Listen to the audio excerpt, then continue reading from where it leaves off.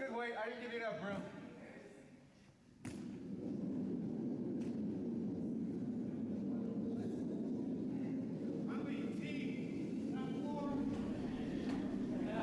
Hello out there. We're on the air.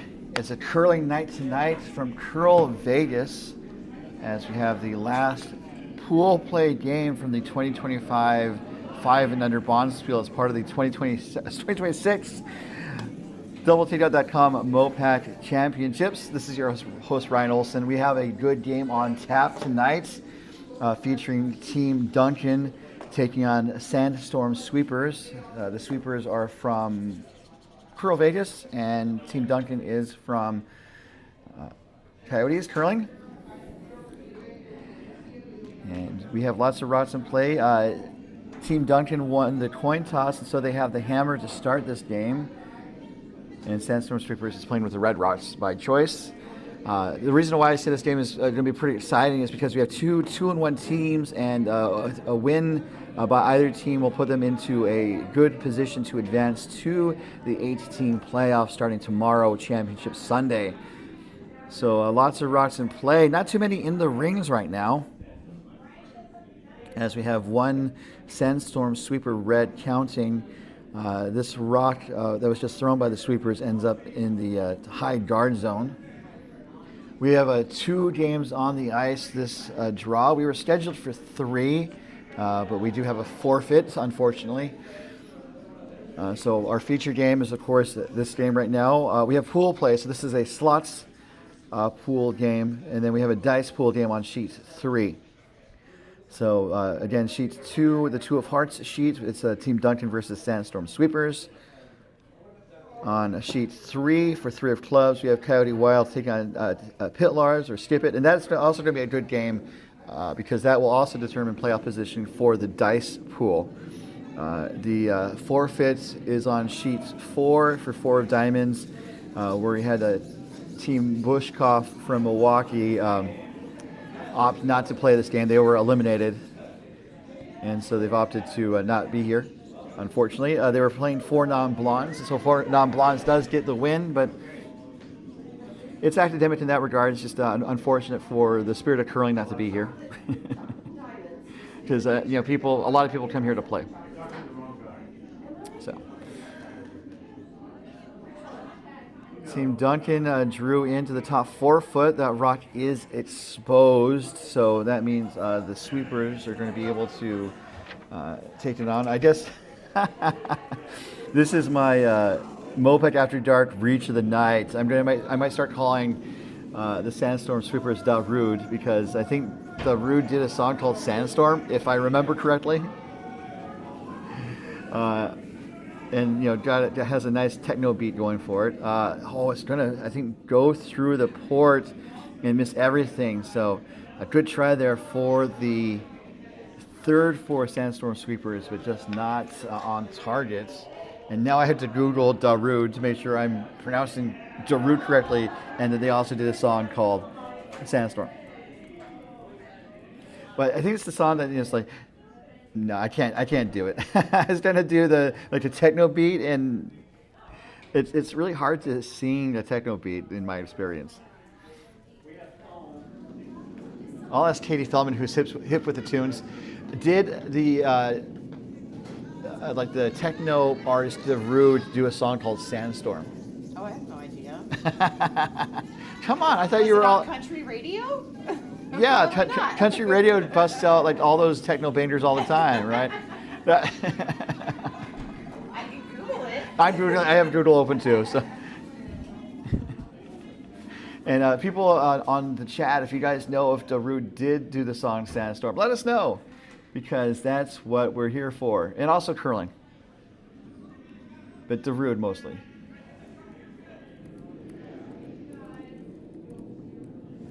And I am correct. It is the song Sandstorm by Darude.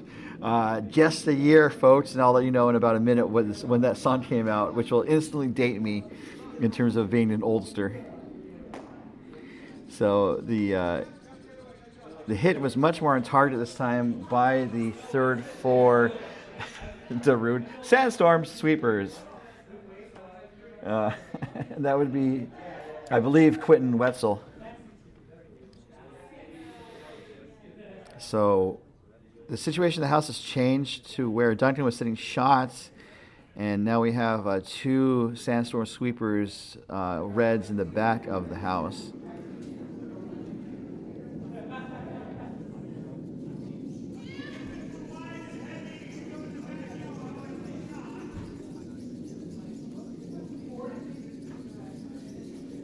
And so this is Jen Collins with her second, I believe. Looking to draw around those guards. That's looking pretty nice. Is it going to be shot is the question. And it looks like it is. Just seeing how it's a little bit closer to the center based on kind of that ring of numbers, which is supposed to look like a combination number lock for a lock and safe company.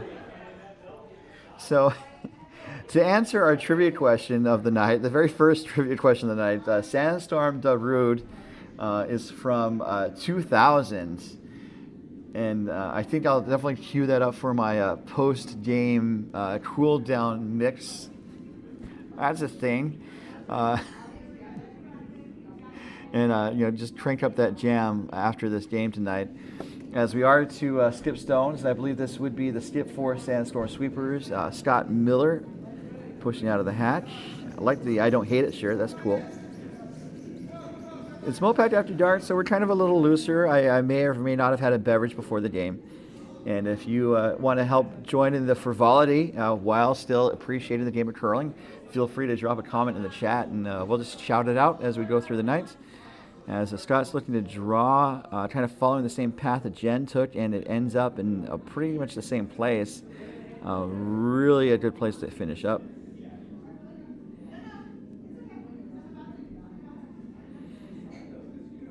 So Jen is not wearing a jacket with her name on it. It's going to be a little confusing, especially since Team Duncan has their lead as either Sam or Ryan. And so I guess we might figure out who that might be in a moment.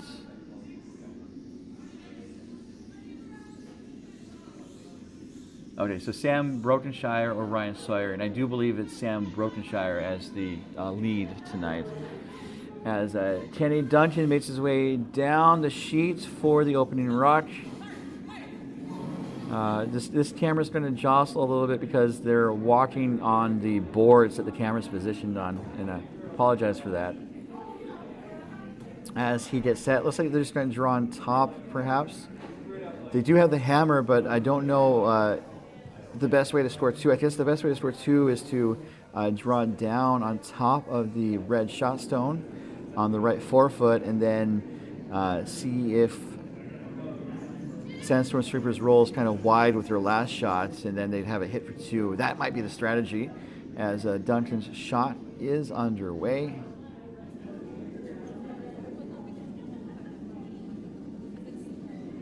And looking to draw on top of that red. Need to hold the line. It's starting to over curl on them. And it was a smidge on the light side. So that actually ends up outside the house. Sandstorm Sweepers is still shot.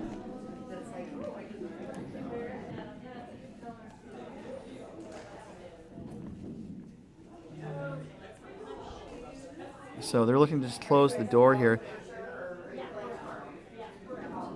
They could try to sit 2. I don't necessarily think you need to be greedy in the first end, but they could. And I say by being greedy, I think they could draw to be second shot in the forefoot in some other area, kind of away from the shot stone. But I think that's too dangerous. I'm talking out loud, of course. They could set up a possible double, or they could make it easier for Duncan to draw or hit on top of it for a single point.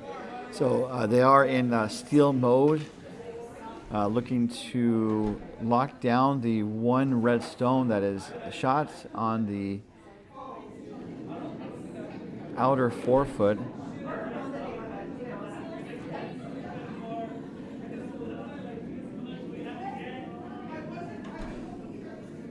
So Scott's rock is away.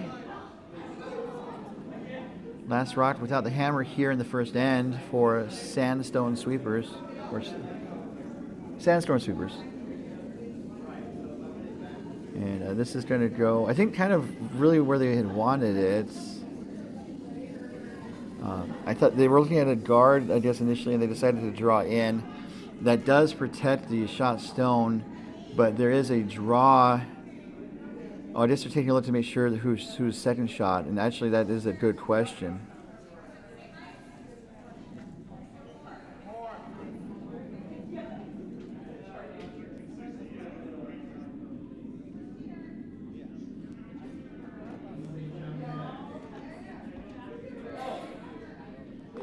So Team Duncan gets set with his last.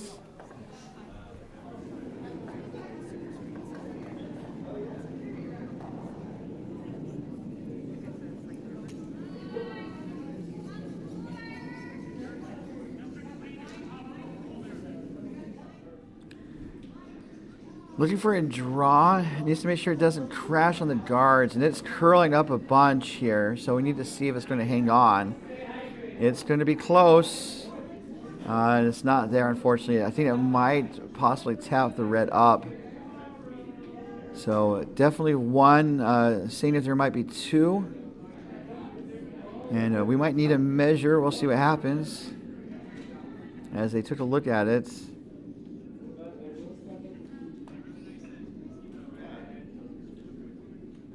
So it's hard to say, especially from this view. But they also do have, we do have an ice official to do a measure should it come to it.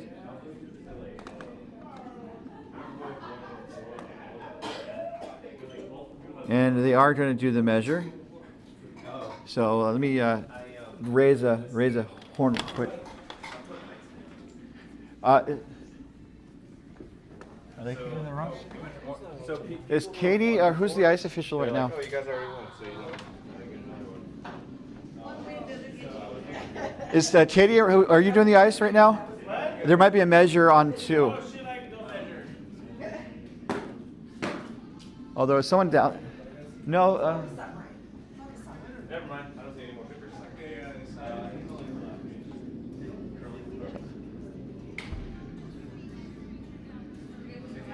All right, so they do need a measure. Oh, yeah.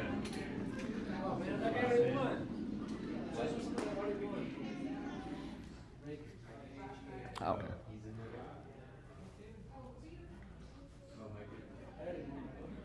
So we have Katie Feldman on the ice doing the measure. It's really too hard to tell who might be scoring. Second shot. Red was definitely shot. And so they're looking to see who is second.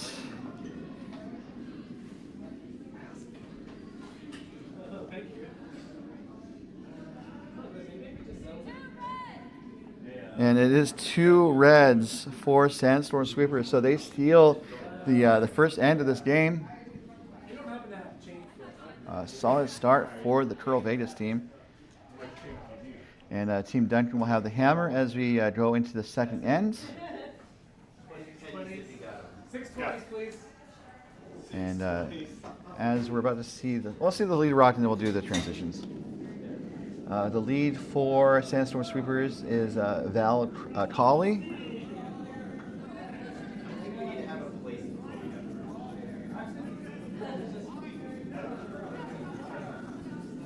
And I guess maybe pump up the beats, pump up the jam for Sandstorm Sweepers. It's a fun song if I remember it correctly. I might not be remembering it correctly.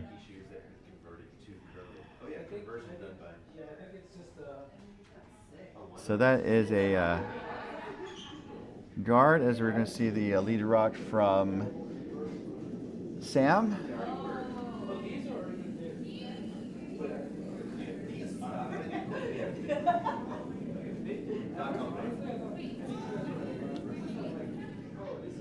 And this is supposed to be a corner guard, but it's a little hot. And it's going to go through the rings out of play, as it does not hit the brakes in time.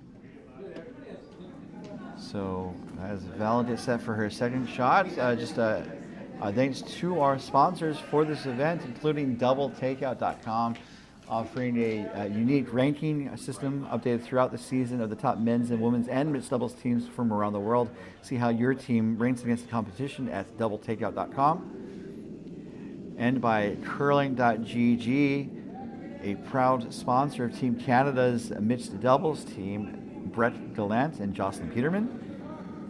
And by Endgame Curling, elevate your game with Endgame Curling and learn more at endgamecurling.com.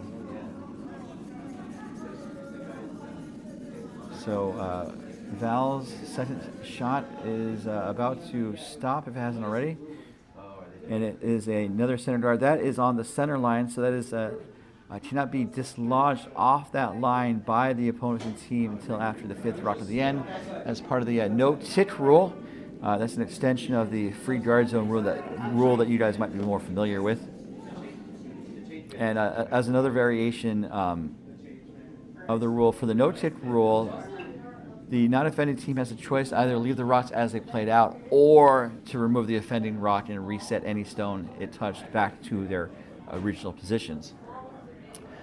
Brokenshire is drawing to the edge of the 8 foot above the tee line.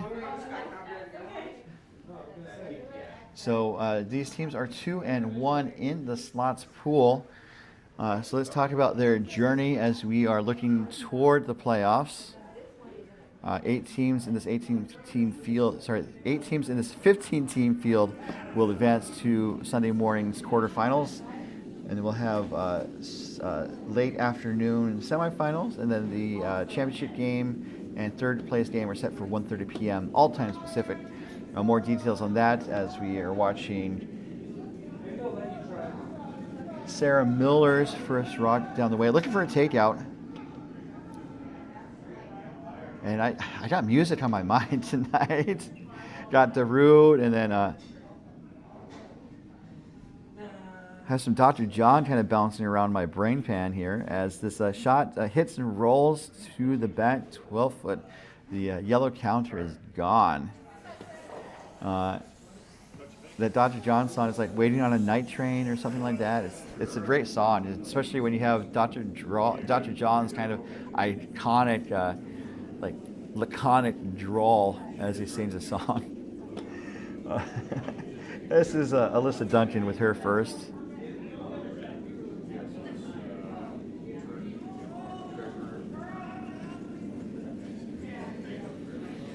So Sam is sweeping it to accentuate the curl. That's the sits directly to the end, so they could peel the guard, and I think that was the call. Just a little wide, and it's going to go through the house out of play. So talking about the journeys of these teams, sit back, and I'll tell you a tale of a 3-hour trip aboard a tiny ship. I forget the rest of the song. It was supposed to be the theme song to Gilligan's Island. The next stone coming from Miller. So for the Sandstorm Sweepers, they are currently at 2-1. Their record includes falling to the undefeated complete sheet show from Oval Curling of Utah, and then they won their next 2 against Bushkoff from Milwaukee and 4 non-blondes from Coyotes. And it looks like they're going to draw around here pretty nicely. As I mentioned several times during this event, it's a 5 and under, so experience is key. Players here either have 5 years or less. Well, they have 5 years or less of experience curling, not life. And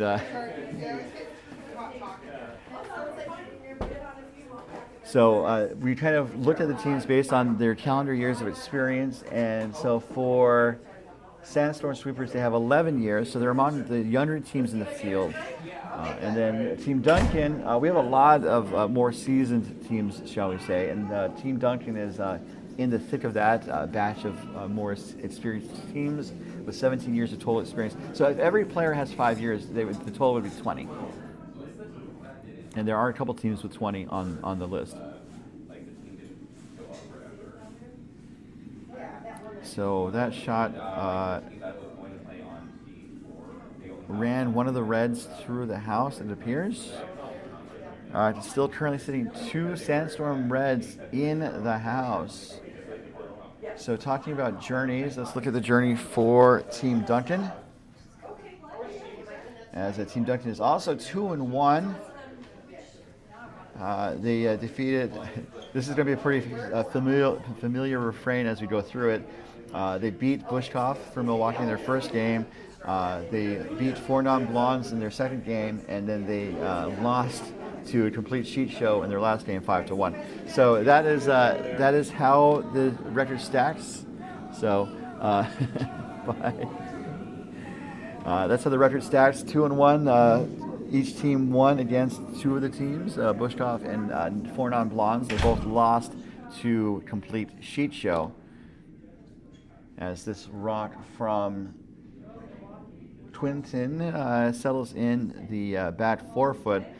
So again, Sandstorm Sweepers is knocking at the door with sitting 3 in the reins, and Duncan wants to have the guard cleared with Jen Collins' first rock. I think they were looking, but I don't think they caught him. I think they just after him. And I know Katie Feldman wanted to take some photos. Are they on 4? Yeah, they're on 4 right now. So looking to peel the guard with the Jens first. And it runs the red onto red onto red, and it gets one of the reds through the house out of play. Not a double takeout necessarily. But it does at least remove one of the reds from the field of play. It basically swapped one of the guards for a red in the house.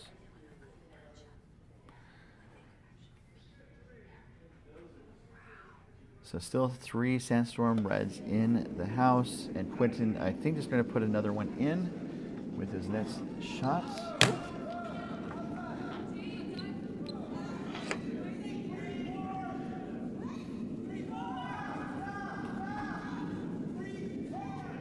Looking for curl. This might angle something in, perhaps. It's losing some weight right now. 1356. So ice, when it's at speed, it should be about just over 14.5 seconds hog to hog to reach the T line in the delivery side. So just one of the ways that we measure rocks. Anything to do to avoid using the metric system, right?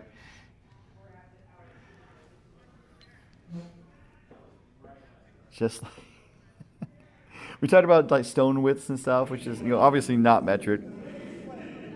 Though it is kind of funny, we do use the metric system to do the draw shot to measure to see which team is closest to the center of the house. So there is some metric involved. And this attempt to peel is just not online, or it didn't come back in terms of curl.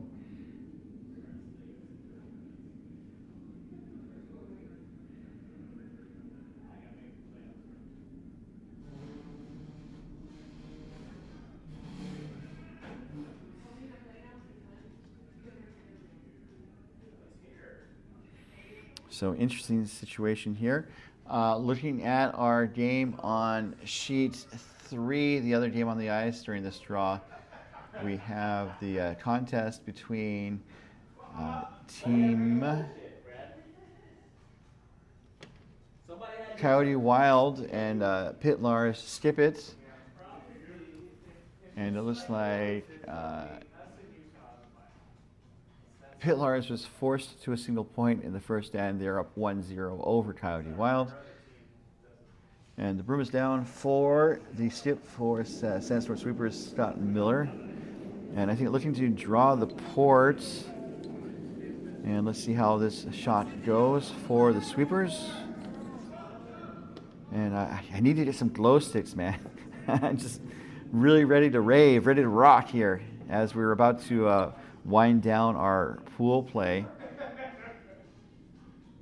And the time I got wasn't, I think, on target. I don't think that shot is in the house, so it's still 3 Sandstorm Reds to consider for Team Duncan.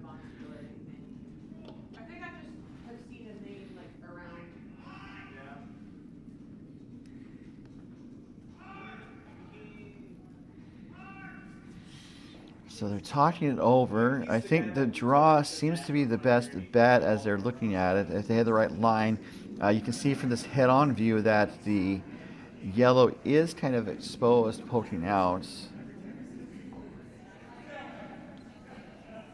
So this seems to be the case. Thank you all for tuning in tonight. Definitely appreciate it. We hope you'll join us for the quarterfinals to start off Championship Sunday, beginning at 7:30 a.m. Pacific.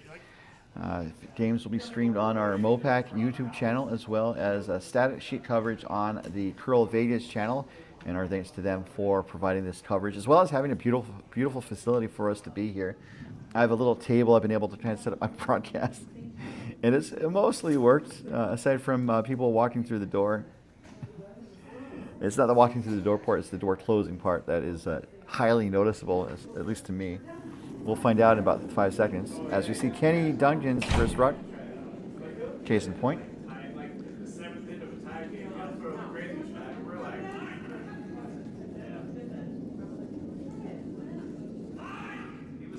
Calling hard for sweep. Didn't get a good time there. So looking to sit on top of the shot stone, and it is there. It taps the red shot stone back to the 12-foot, and the yellow is shot, although we can see from this view that it is exposed. And so Sandstorm Sweepers has pretty much no choice but to go after it. If they're able to hit and get that yellow out, they'd be back to sitting 3 again. The likely scenario here is that they hit the yellow out and roll wide, and then Duncan has a draw for a single point. And that does seem to be the scenario as Miller makes his way down the ice.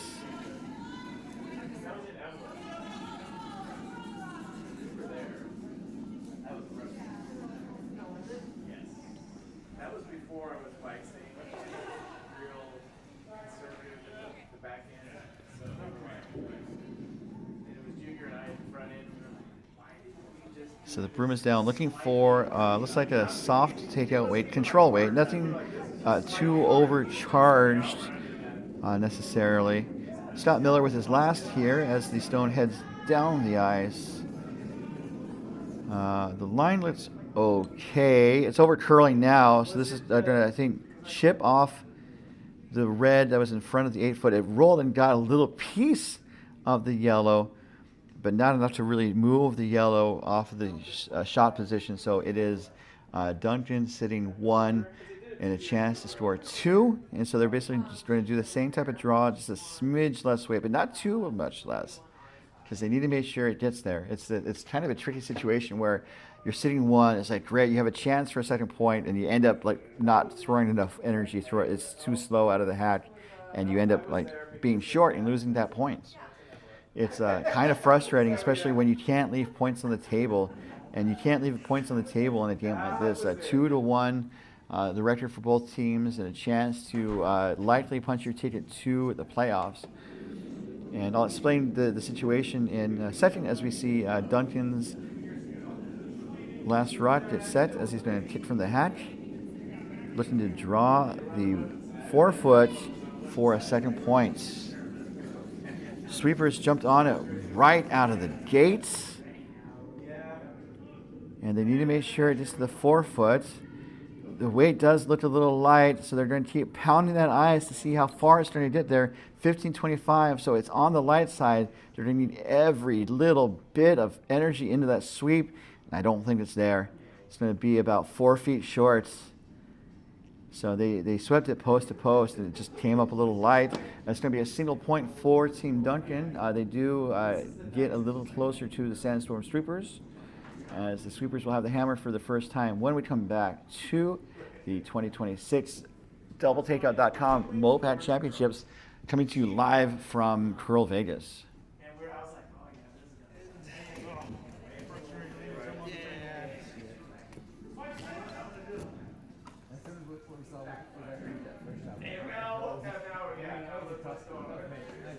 She runs all the things, and I go to all the things too.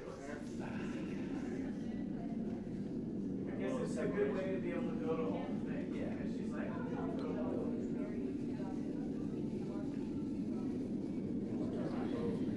So Sam is delivering the first rock at the end here. As we are getting started with this third end. Time is flying when we're having fun.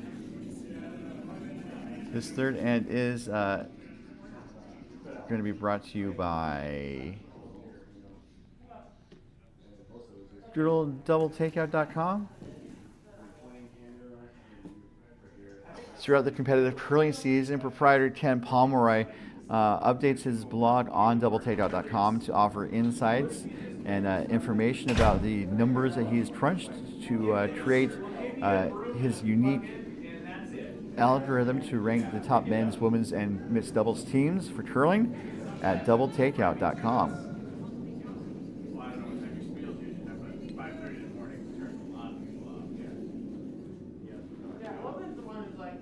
First rock for Cobley. This is a little on the upside, so it's going to go through the reins out of play. And so we have an open house with a center-ish guard covering the fronts.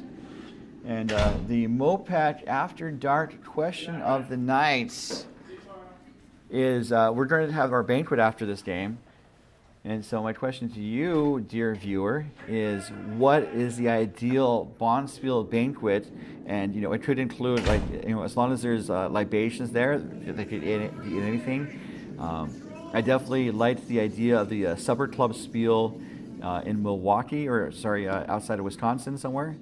As Duncan comes out to help sweep this rock, this is very light. And that will get over the hog line. And they're trying to get as deep as they can. And it looks like it's going to actually touch the rings with that polish, thanks to the skip there. So, yeah, the MoPac question of the night. What's your favorite banquet, bonspiel banquet? Definitely saying I like the idea of the Supper Club bonspiel banquet. I also want to try to get to Kansas City for their blues and barbecue bonspiel, if I remember the name correctly. And so just some fun options out there. We're having tacos for dinner tonight. Because, you know, tacos are usually a pretty good crowd pleaser.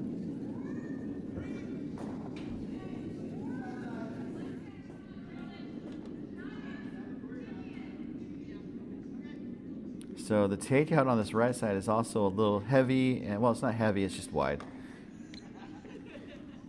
So that was two misses there on a draw and a takeout. Looking at the sheet 3, Coyote Wild had the hammer in the second end, and they definitely cashed in with a 5 spot. So they're currently up 5-1. And both our games are in the third end, as Alyssa is getting set for her first rock. I think looking to put up a front stone, as Sandstorm Sweepers has the hammer this end. I keep thinking of that freaking Giroud song. It's going to be funny if I listen back to this. It's like, why am I talking about Giroud so much? And why am I not talking about Giroud so much is the actual question.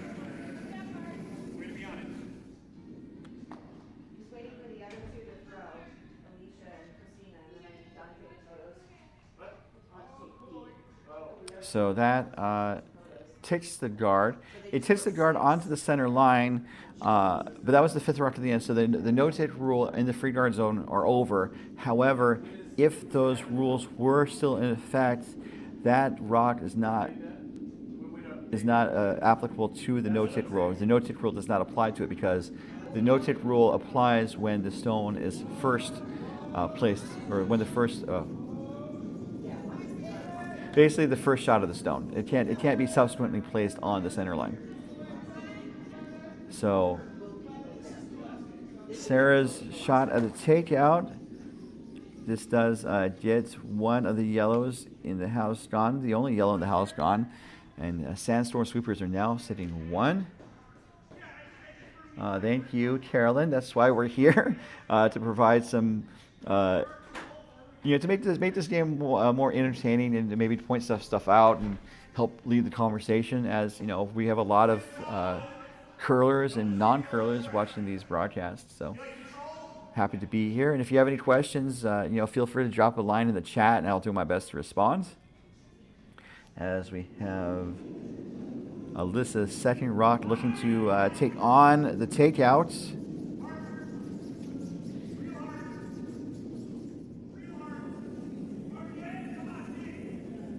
And this is looking like it's over curling slightly, and it crashes the guard, and then the shooter's going to roll into the rings and settle in the top 12 foot. Pokes out the other side. That is doesn't appear to be shot. Looks like red is shot on the right. So we have Quentin with his first, I believe.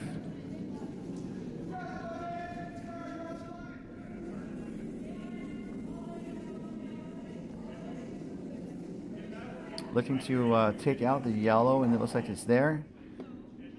The yellow is struck, goes through the rings out of play, and the shooter sits around on the edge of the 12 foot, kind of at about 10:30 if the face of the house was a clock dial. So looking to hit and roll under cover with the net stone for Team Duncan. And I was kind of talking to some of the other teams. They did kind of note that Team Duncan was kind of a team that was put together kind of towards the end of the registration process, and so they were kind of a newer formation for the team. All these curlers have experience. It's just this lineup apparently is newer. As we have Jen with her next rock, looking to hit and roll. This is her first. It's about 10-8, and it's going to flash, unfortunately. So some of these takeouts are not on targets, and I think we saw that in the last game too. And it's kind of tricky to make sure you have the right weight for, or the right line for these takeouts. And some of the advice for doing takeout shots is to stress that you don't need to throw a lot of heat for a successful takeout. As long as your shot is on target and you do have enough energy to get the stone out. So a question about where Team Duncan is from. Yes, so just to recap where the teams are from. Team Duncan is from Coyotes Curling in Tempe, Arizona, while the Sandstorm Sweepers hail from a land down under. Actually, they're from CurlVegas. It's so much fun to see newer faces at an event like this, and so I've seen some of these players a lot, especially the Coyotes contingent and the Southern California curlers, but the CurlVegas curlers I haven't seen too often, so it's good to see them. And also when there was a predecessor club to CurlVegas that was around, and they were part of our official region of MoPac, and they didn't come to these 5 and under events very often, and I kind of was wondering why, and I was trying to encourage these newer curlers to come out to these events, because this is where a lot of curling is its most fun, exciting, and enjoyable at the Bonspiel, like this 5 and under. And so CurlVegas is new, and after they formed, they joined the Grand National Curling Club, primarily off the East Coast, and GNCC seems to be a good partner for CurlVegas, and so definitely not going to begrudge them that support and the partnership. But also, it's been exciting that CurlVegas has been excited to partner with their geographic neighbors as well. Second crack at this takeout, just enough energy to get it through the rings out of play. And so it is Sandstorm Sweepers sitting 2. So definitely it's exciting to be in a club like CurlVegas. I haven't actually played on the ice here. I've been here twice, and I've been talking the entire time. And I guess it's to my credit that very few people have told me to shut up. Although I guess, we definitely try to keep it focused on the game with some fun side diversions just to kind of keep things lively. As we have the stone coming from Quentin.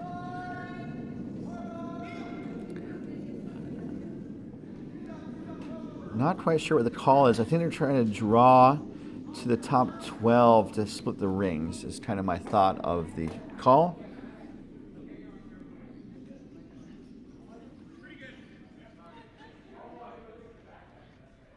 And that turns into a guard. So Sandstorm Sweepers has the hammer here in the third end, up 2-1 in a game that can go up to 8 ends. The comment. Sorry, thank you for the comment about the commentary. This game is up to 8 ends. The timing is based on the time of the window to play the game. We have about 2.5 hours. About just over 2 hours, pardon me, to play this game. And so we'll ring a bell at 1:35, and when that bell rings, teams can, if they're still in the game, to finish the end and play one more. Although also teams can also choose to resign after the 6th end. And so it's kind of trying to find this right balance to make sure we have enough ends to satisfy a quest for a point differential. As a possible tiebreaker, and also to allow teams to resign when the game is out of hand. And we've had a couple blowouts tonight over the weekend. Otherwise, there's no clocks on the ice for timing each play. This looks like it's tight to the guard, and it's going to roll. One of them rolled out of play, and then I guess the shooter stuck around as a guard. So we're still having Sandstorm Sweepers sitting 2. So we don't have clocks to time the shots, but we encourage timely play. So basically each end should be played in about 17 minutes. And so after starting at 5:30, it's roughly 45 minutes after the start of the game. So ideally, teams should be done with this third end in about 3 to 4 minutes. If teams start falling off the pace, we start ramping up the enforcement. It's pretty. It's not adversarial necessarily. It's pretty low key in terms of its escalation. The first step is, hey, we tell both teams just to let you guys know you're falling off pace and try to pick it up. And then if the teams continue to fall further behind, the ice official will remind the offending team directly, saying it's you that needs to pick up the pace. And then if they keep falling behind, we start timing individual rocks. And if they don't deliver the stone within a certain time frame, we start pulling rocks from play. And we have not gotten to that third stage yet this weekend. We may have done it once before. It's not something we want to do. The timing the individual rocks for the teams that fall behind. Yeah. But like I was thinking we got close last year or something. Oh, I don't know about last year. Yeah. Because there's one team that just just really behind and say, oh, well, you have the ice official out there with a watch to do the same type of timing that they do at a competition, where it's like, okay, you have control of the house. You have 45 seconds to make your shot, or we pull the rock. If I was here, they would have sent me out. Because I'll be that guy. But that's the third phase. That's after 2 warnings, basically. Oh, I don't know. Yeah, you get 2 warnings, and so I think we've gotten to the second warning at least once, and I think we did get to maybe the timing at least once. So, so we are to the skip stones. This is Duncan's last rock without the hammer, as a Sandstorm Sweepers is sitting 3. So it looks like they're going for the hit, maybe trying to go for the double to mitigate the damage and not give up 3 or 4. This is going to get one of them. Is there a second one? Yes, there is. Yellow onto red, onto red. That is a double takeout, brought to you by doubletakeout.com. Double to mitigate the damage and not give up 3 or 4. This is going to be one of them. Is there a second one? Yes, there is. Yellow onto red, onto red. That is a double takeout brought to you by doubletakeout.com. So that double takeout was brought to you by doubletakeout.com. So the result of that is that they went from 3 Sandstorm Sweeper stones to just 1. And so Sandstorm Sweepers has a draw to basically the full 12 foot for a second point. So not the big jackpot they're waiting for, they were looking for, but it's a small jackpot. We're in Vegas. We're kind of used to the small jackpots. And maybe get the big jackpot one of these days. I've never gotten the big jackpots. But I don't play slots or that type of gaming very often. It's like going for the really odd parlay.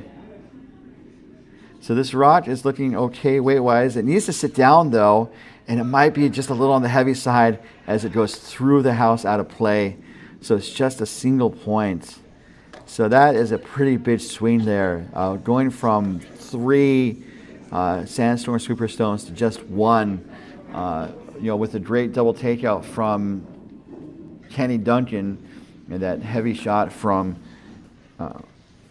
Scott Miller. So pause the action. We'll be right back as we continue with our 2026 MoPac 5 and Under Bonspiel on the curling.gg network.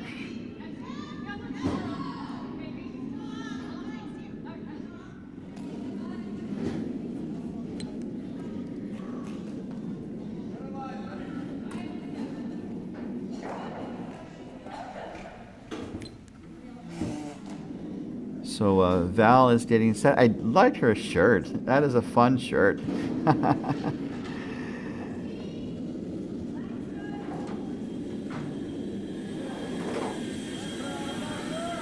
Opening rock here in this 4th end. We do have the vacuum going. Cleanliness is important on and off the ice. As this rock is going to settle in as a tight corner guard that we will hopefully see brought into play later in this end. As we have Sam get set for her first stone.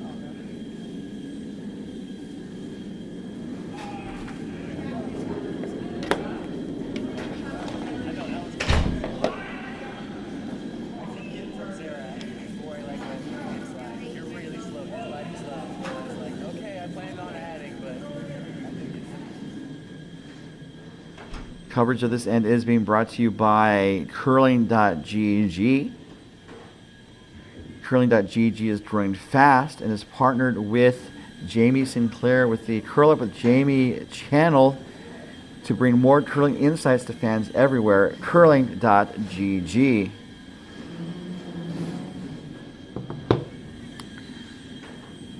So we were asking earlier about your favorite Bonspiel banquet spot, and sometimes like just the club is a good place for a banquet.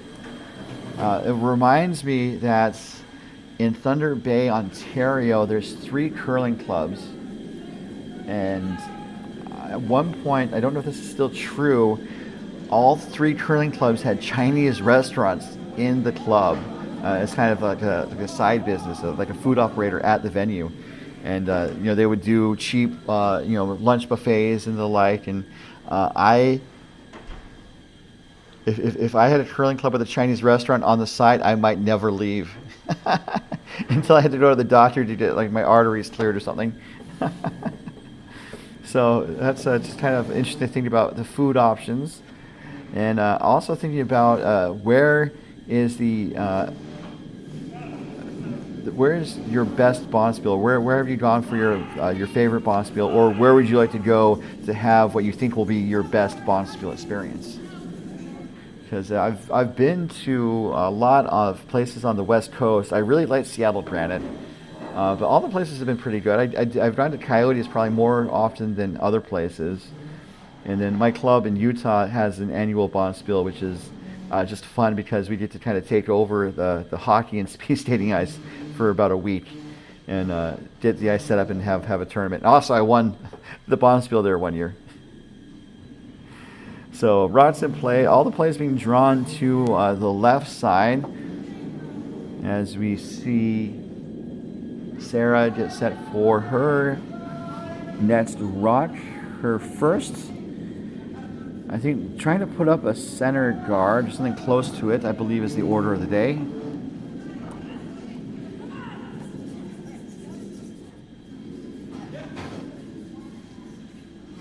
This is going to also pull toward the left a little bit.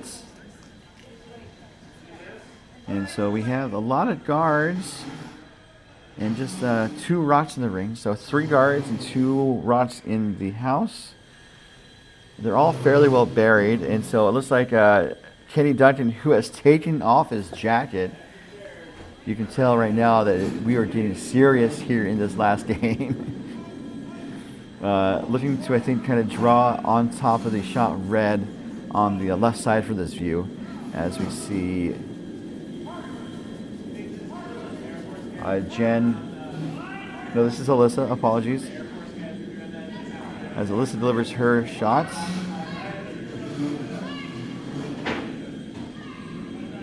Sweepers are really pounding the ice to make sure it gets to the house. And now Duncan's going to jump up to help it. And it looks like the line, they need to hold the line too, but the weight was good once with the Sweepers' help. And it taps that red back just ever so slightly. And it is Team Duncan sitting shot buried on that left side. So Team Sandstorm Sweepers is going to try to draw on that side. And then depending on the success of that shot, if Sandstorm misses, then Duncan is likely going to try to split the rings to set up a chance to score multiple points this end.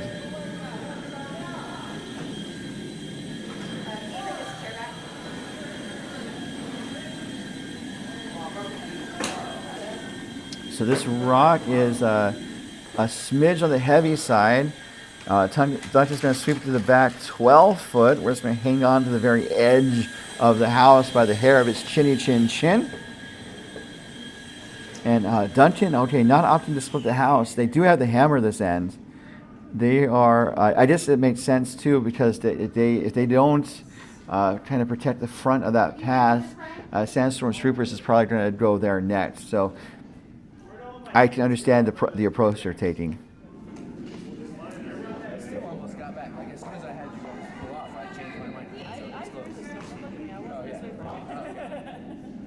So this is Alyssa's second shot. Looking to draw down on top of the same stone. So this is a similar shot, similar line that they just threw. And if they throw the same weight, it should be pretty close to the mark because the Sweepers swept that pretty hard. Alyssa kind of looked at it a little sideways. Let's see where it's going to go. Looks to be a little on the heavy side. And it's going to go through the back of the house out of play. So missed opportunity there for Team Duncan.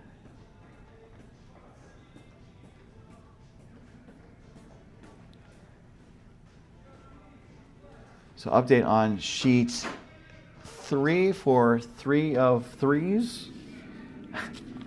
3 of clubs. I don't know all the sheet names. I've only been here twice, but Ace of Hearts, 2 of Spades. No, Ace of Spades, 2 of Hearts. And then 3 of Clubs and 4 of Diamonds. And then 5 purple horseshoes.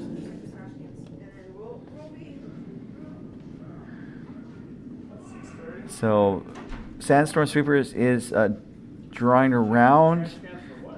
And they are going to not quite get all the way. Oh, I thought they were going to get all the. I didn't think they were going to get all the way over, but they look to be pretty well corner frozen.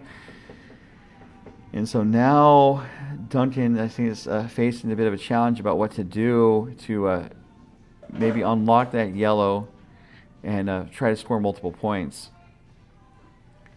The other thing that they could do is they could try to draw on top of the red. And then, kind of tempt Sandstorm to try to take it out, and then that would open things up. That possibly. Yeah, but freeze. But so. What? There's a bag in there. So this is Jen Collins. So the warm room lights the freeze option, and that does seem to be what Team Duncan is doing.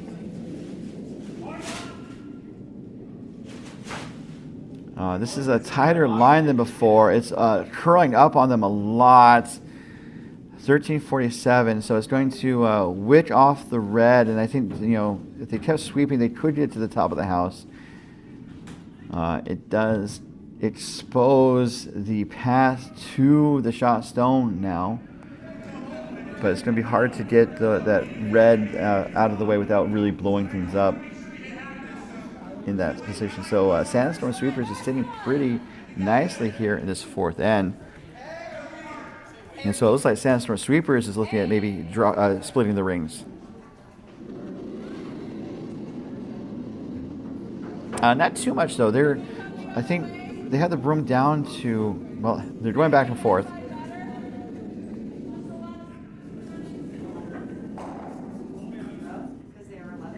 So after the discussion, it looks like they're going to try and draw on top of their shot stone. They are in a position to steal here as Wetzel delivers his first stone, I believe. It's his second.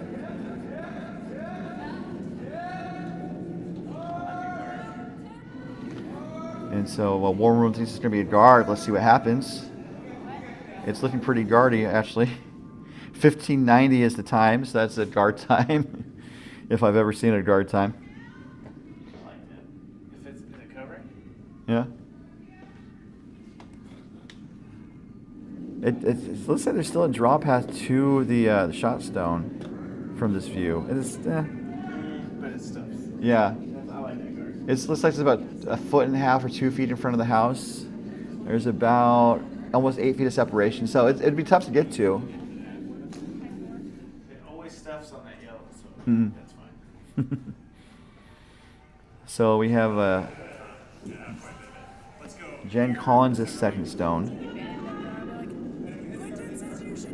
And it looks like they're going to try to draw on top of that red, so the chance to freeze again.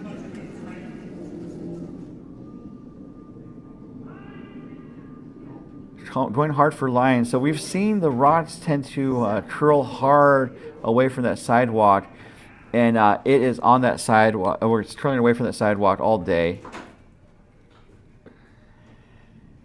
Opens it up again, but the current situation in the house is unchanged. It is still Sandstorm sitting 1, 3, and 4, and Duncan is sitting 2 and maybe 5.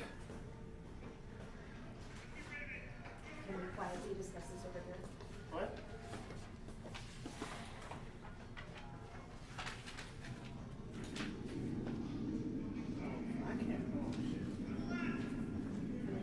So they're talking over the situation in the house. They're looking to close the door, it appears, just because the way for Duncan to get 2 is to maybe try to open up the left side of the sheet there. I don't know if Duncan can do that with 2 stones remaining, so Duncan might try to set up what's called a skip's deuce.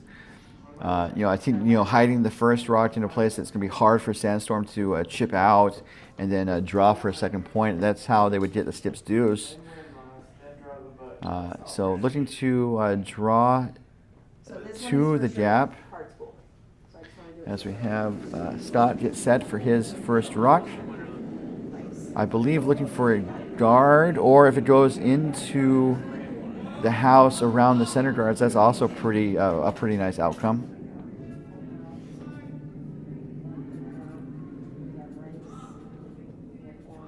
So this is a curling bat, 1503, so it's set for a tight guard, and it just curled back to the center pretty hard, especially right in front of the hog line. It started curling back pretty hard.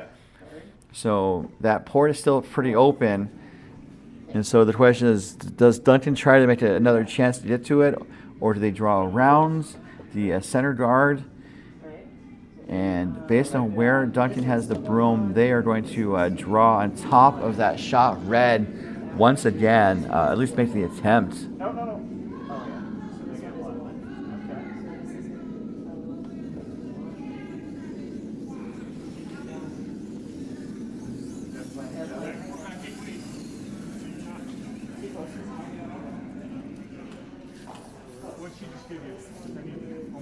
So the broom is down. There's the situation in the house with the over-the-shoulder view, the way over-the-shoulder view. The cameras are a little higher up than we normally have them, but I think it's nice tonight. So that we can for sure do this one. Yeah, but you need all of them, baby. Oh, I know, yeah. We can for sure do the pool. So Kenny Duncan is getting set, going for the draw. Probably needs about like T-line weights, looking for about 1440, 1445 perhaps. And let's look at this as it goes down the sheet. Right by the CurlVegas sign, it starts to curl. By the hog line, it starts to go a little bit harder. But they're really working to hold the line. Is it going to be enough? It does dislodge the shot stone. But the shot stone doesn't go that far back, only to the back 4 foot, and it's still shot. But then the shooter kind of rolls on top of the yellow on the left. So the situation is now Sandstorm Sweepers sitting 1, 4, and 5, and Duncan is counting second and third shot if the end were to end right now. And as a reminder, only one team can score per end. So, like, okay, they have 2 wins and 2 ties. They're going to have 2 wins, 1 loss, 1 tie. So they are ahead. I think so. Yes. Because, yes. Because they won twice. Yeah, but they've also won twice. So, They have 2. talking But about the if you shots, were to do it like scoring wise, and I think they're sitting 1 right now. I keep thinking split the rings, and That's what I want. the trouble with that is if you miss the shot, then you have you give the other team a hit for 3. So it looks like they're going to try and draw it down on top of the. who's winning right now? Oh, based on where the broom is, I think are they trying to go for a hit? Sandstorm. This is an interesting setup here. Although they're changing the broom position. Looking for hack weight. So then how do I do the one? Do you like that ice? Do you like that ice? I don't know if that's enough ice. As Scott sets. This is the last rock without the hammer here in the 4th end. I heard heavy. And one apiece.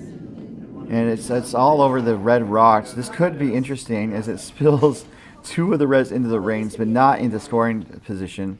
And you go to that. You can see the new reds are in the top 12 foot at about 12 o'clock, and one kind of squirted to the back 12 foot at about 8 o'clock if the house was a clock dial. So just a bit heavy and not on target. But again, I didn't think there was enough ice there. So Duncan has a hit for 3, and managing this shot in terms of the curl is going to be pretty key. Although they do have a slight out. If they can wick off the yellow that's to the left of the shot stone and kind of deflect onto the red, that's kind of the possible miss. But you don't want to play. You don't want to try to guarantee that shot. Literally, you can walk there. It's on the other side of this building. So. Pass it down the line. Interesting situation here. Looking for hits. I'll come up with another adjective other than interesting or descriptor in just a moment.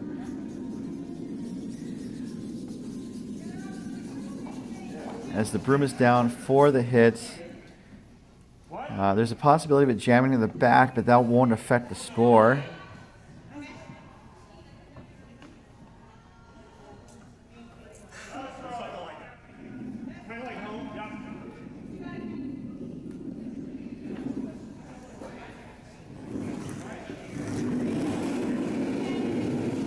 Looks like they're going for the the in-turn clockwise rotation hits. And the weight's good. There's the, oh, it's over curling. It hits, oh my gosh. That's one way to do it. It over curled, but it ran the yellow into the yellows and kind of deflected the yellow into shot position. So one way to do it. And the weight's good. There's the, oh, it's over curling. It hits, oh my gosh. That's one way to do it. It over curled, but it ran the yellow into the yellows and kind of deflected the yellow into shot position. So one way to do it. All right, so we're going back live. What's going on here?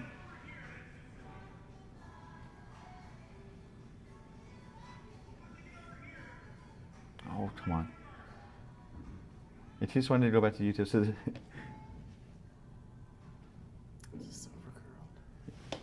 yeah. Sometimes it's good to be good, but better to be lucky, right? So it's just a single point, and Duncan's had a chance to get multiple points in these ends. As we have Sam get set for her first rock of this end.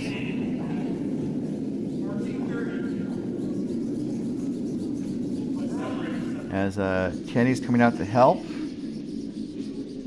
The score is 3-2 in favor of Duncan.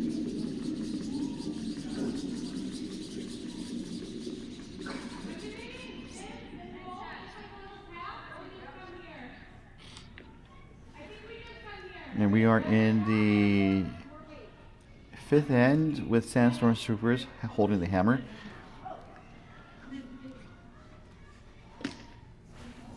First rock coming from Val Colley.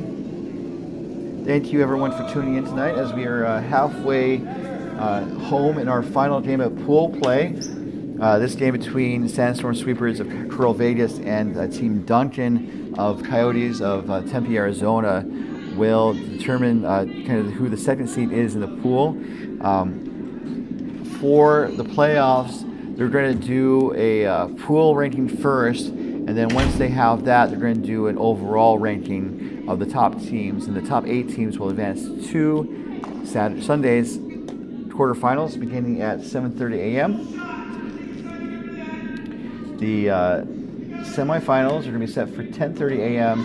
and then it all comes down to the championship at 1:30 p.m. All games are going to be available either on the MoPac YouTube channel for the featured coverage with commentary with me, yours truly.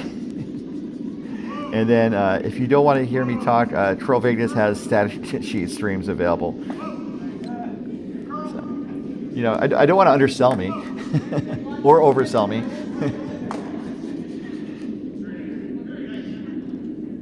So there are 2 Duncan stones close to being frozen on top of each other. It's hard to dodge all the pebbles on these sheets. As Val gets set for her next rock.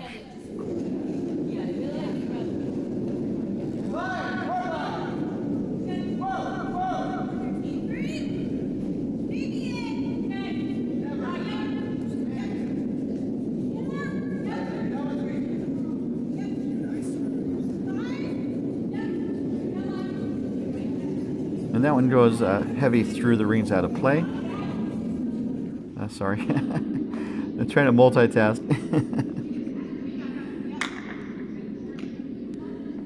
So Duncan wants a center guard. Wants a guard is basically the story. As Alyssa gets set, she's just making sure the surface of the stone is clear. I just see that kind of happening. I'm like, well, we comes here and goes right there, it's not horrible, but this just looks like it goes here and this might go there. And she's going to get set, looking for a center guard. Now, let's throw normal. Give it a shot. I'm going to give you a little extra ice in case you hit this one, go that way. And those two setup stones by Sam were really nice, although they were aided by the two misses by Val, unfortunately.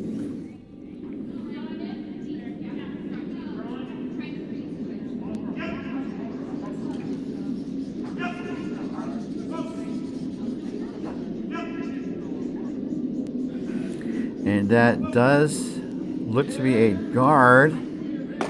Actually, it goes into the rings. So they're sitting 3 in a row. And we're looking for some takeout weights coming from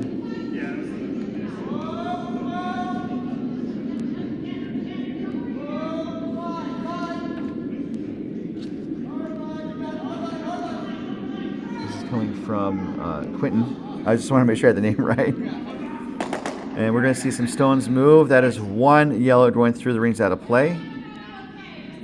And so it is Duncan still seeing 2 without the hammer here, down 3-2 in the 5th end.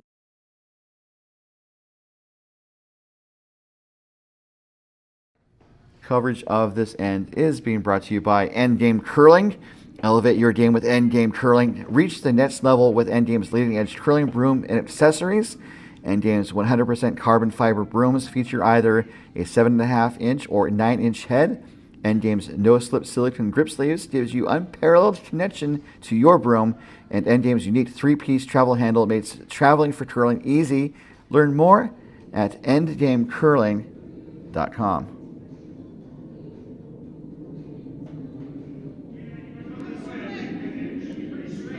So back to the action, back to reality. Alyssa's next stone is looking to, I think, just draw on top of the pile.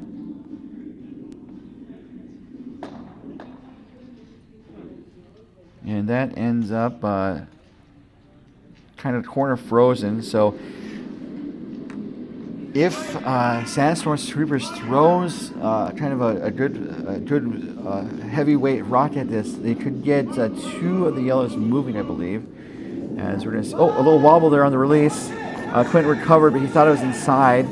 So they're really working to hold the line, but it looks like it's off target. Trying to see if they can get a piece. And it looks like it's going to be close.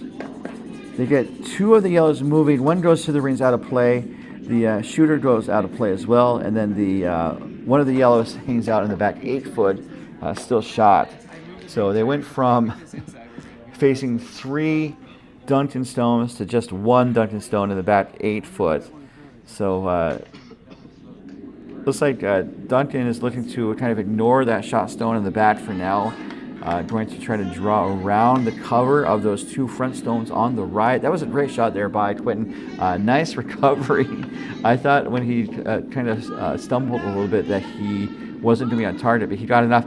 Oh, and the double takeout balloons are going down to sheet 3 for the first time tonight, I believe. And it looks like Coyote Wild may have gotten the double takeout. And the double takeout is special at these events because we have 2 balloons, 2 special balloons made out of the finest mylar known to man. You know, they're definitely really good at jamming up transmission lines. And the other reason why they're this awesome is that if you have those balloons at the end of the game, you get a round of beverages as a part of the as courtesy of the event, and you also get a round of beverages for your buddy teams. And so we have Brian, who's not playing this weekend, somehow has 3 coupons. Brian's on the ice crew, so were the other teams give them to you, or? Yeah. And then Kim has one from her game. Okay. So there's all kinds of beer tomorrow.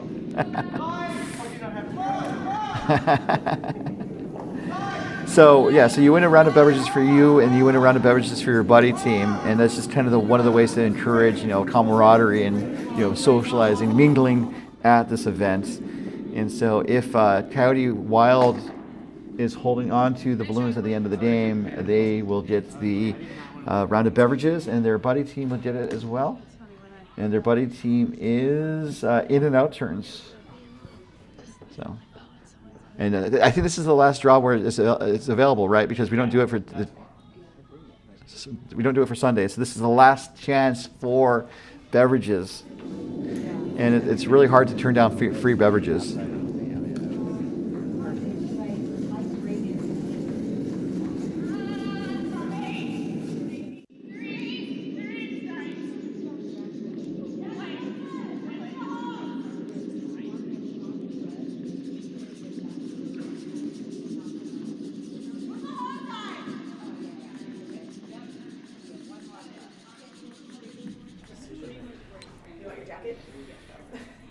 So that rock comes up a little light. So the situation in the house has changed around a little bit, where Duncan was sitting up to 3 at one point, and now it is Sandstorm Sweeper is sitting 2, and it looks like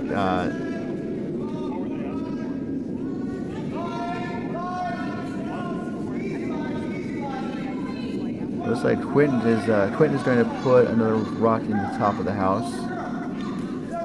And now that we have more viewers on YouTube, I just want to ask them if they remember the Darude song from 2000 called Sandstorm, because that song is just near and dear to my heart.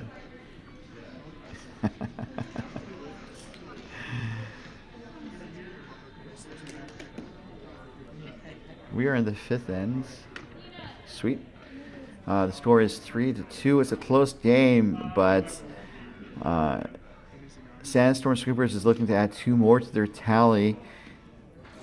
Not necessarily going to blow up the scoreboard necessarily, but will start to maybe slowly pull ahead in this game. As we are to the Stipstones, and Duncan and Kenny Duncan and Jen Collins are talking over the shots. Looks like they're going to try and raise the yellow to scoring position. Or it's going to be... So raise, so basically kind of, I think, hit the yellow onto red, and then score that way. It's going to be a little tricky, though, because that guard on the left is kind of covering the best path of approach, or the best angle of attack.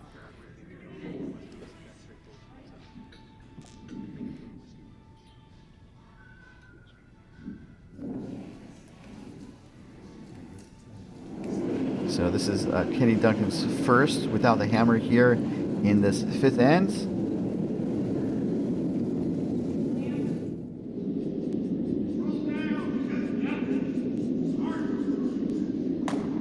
And it's gonna, okay, it opens up the path. Okay, so I think they were going for a double takeout in hindsight.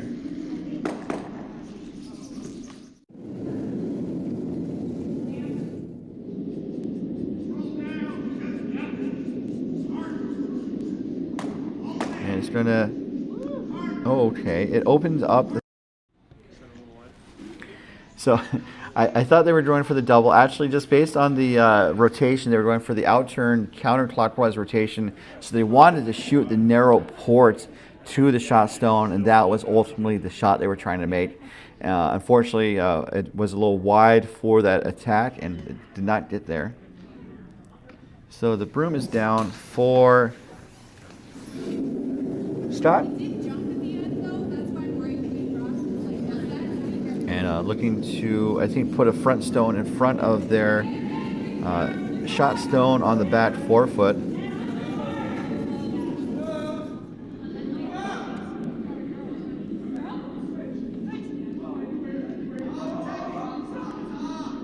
And they want it in the top 8.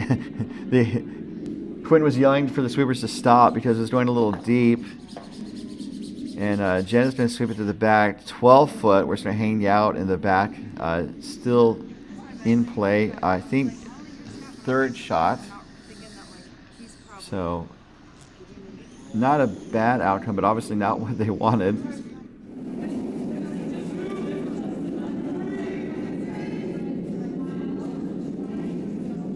So they have a couple options. They're not optimal, but they're looking at maybe doing a hit and roll. They can also draw undercover. They also have a backing of the red on the back 12 that doesn't help them too much. But again, Sandstorm Sweepers is knocking on the door, and Team Duncan is trying to find the best way to close that door, you know, before they let the draft in or the cat out. He has override. He has veto power, but yeah, I have representative power. When I got to the phone, I'm like, oh shoot, yeah, I'm not going to. And I don't know what I'm. So score update on sheet 4, the contest between Team Pitlars, Skip It, taking on Coyote Wild. Coyote Wild is up 6-2 over Pitlars. And that's a game that also will help determine playoff seeding. As we have Duncan's last rock underway, looking for a draw under the center cover. Just off the center, technically.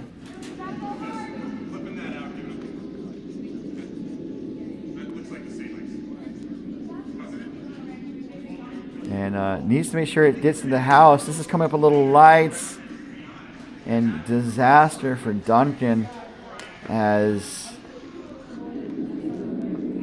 Sandstorm Sweepers will have a draw to pretty much anywhere in the house. As long as it's full 12 foot, they will get 4 points. And that is a game changer.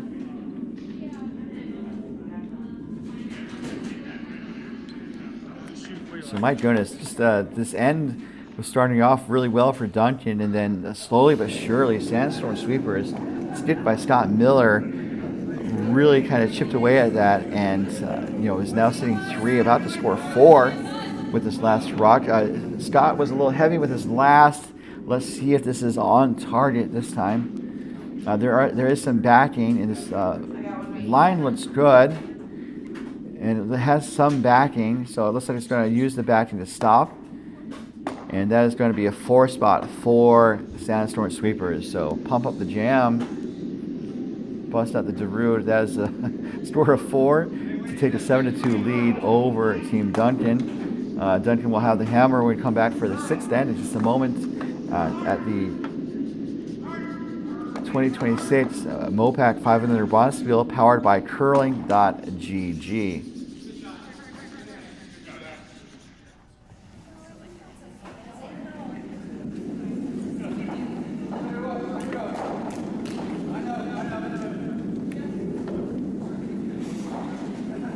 What a crazy end there. So Colley is getting set to deliver the first rock of this end. Looks like we'll be able to play 2 more ends of regulation, as they're likely to ring the bell in about 8 to 9 minutes, signaling that teams can play they can finish the current end and play 1 more if they want to. And Val's rock is just a little heavy out of the gate. Is it going to sit down in time? And Duncan's just trying to ignore it as it goes through the rings out of play. Thank you so much for being here tonight. It's MoPac After Dark, so we just try to kind of keep things loose and fun. Kind of unwind. It's been a long day of curling. And we just want to have some cool times and fun moments, I guess. As we have Sam Brokenshire with her first of this end, looking for a corner guard as Duncan is down 5 with 2 ends to go. And this is where we start to kind of do the curling calculus, where I think Duncan would like to score 2 or 3 here to have a realistic chance of coming back to tie this game. So try to score 2 or 3 here, and then try to steal 2 in the last end to tie the game. And ties are allowed. We already had two ties this tournament. It does make playoff seating a bit interesting, but I'm not doing that. So now's next rock, looking to hit the Duncan yellow that's in the top of the house, and it's wide outside, so it's going to go through the rings out of play.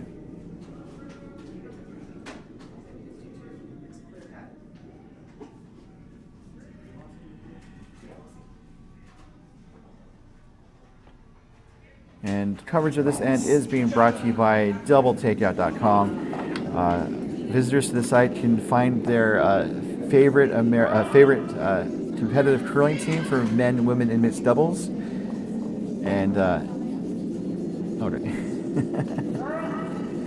and you can see how they rank against other teams from the same country. So, for example, I'm going to go to doubletakeout.com right now and click on the American women, because I'm curious to see who the top American women are.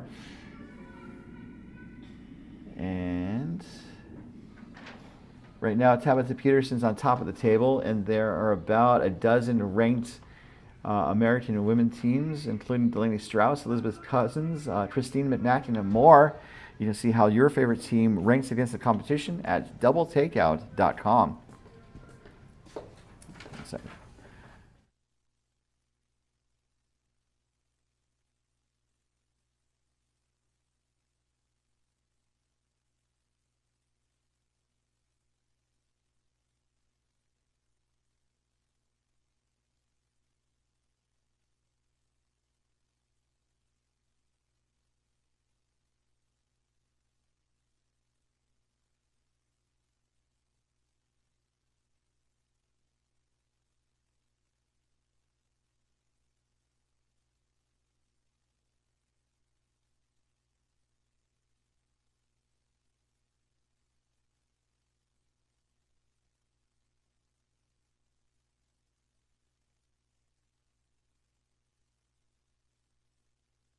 Let me log your score. Okay. So we have a final in the books on sheet 4. You missed kind of the microphone was off for a moment. I think they played 8. We played all 8. Yeah, we played 8. I'm laughing. I'm trying to find the game. So 4 non-blondes came in off the ice saying we won. They were supposed to play against Team Bushkoff, but Team Bushkoff was a forfeit for this game, and so they were doing some practice, and they came off the ice after the practice and said they won. So congratulations to 4 non-blondes for having a little bit of fun given the situation. So on our feature game, we have Alyssa Duncan throwing her next rock, looking to try and draw around the. Well, it's not going to draw around. It's just going to raise the yellows. Yellow guard raises the yellow guard to the back of the house, and the yellow shooter rolls wide to the right. So that's the situation in the house right now. Sandstorm Sweepers is sitting 1, and Team Duncan is sitting 2 and 3. So it's unfortunate that we had a forfeit. It's tough to find the right balance between teams that are definitely kind of. I don't know. When you're out, it's like, do you want to play out the string, or do you want to go and have fun somewhere else? And that seems to be what happened tonight. Ideally, curling is so much fun. You want to be here anyway, especially at a unique club like CurlVegas. But here we are. Last rock coming from Sarah Miller. Sandstorm is holding on to a 5-point lead right now, 7-2. About to ring the bell, I'm sure.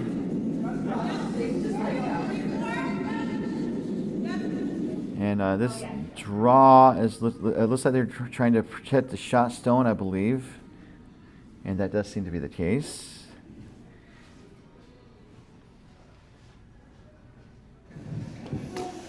Looking at the situation in the rings, there is a possible double there, and I would think that Team Duncan would like to get the double take-up balloons back.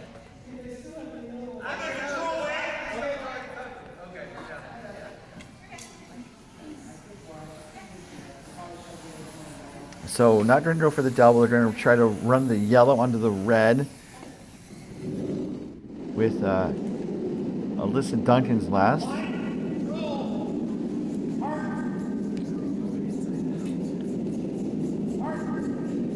That is interesting, yeah. So the handle,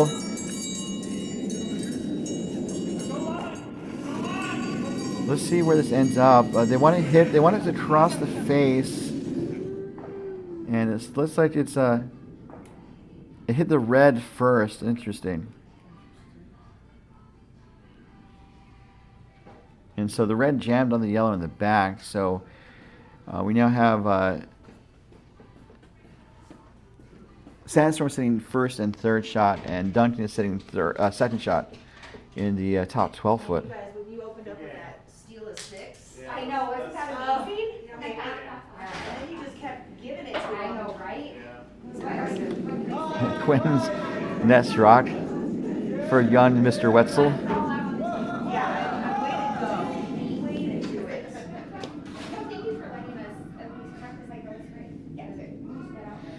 This is looking like a guard. We already logged your win on the board.